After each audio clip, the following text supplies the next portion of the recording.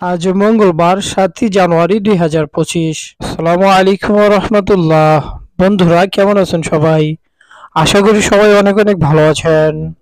আজ মঙ্গলবার ৭ই জানুয়ারি ২০২৫।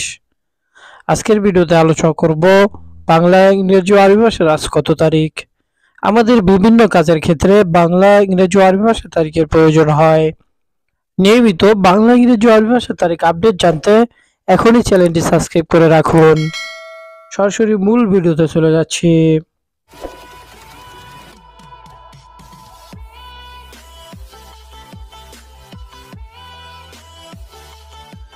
আজ মঙ্গলবার ৭ই জানুয়ারি ২০২৫।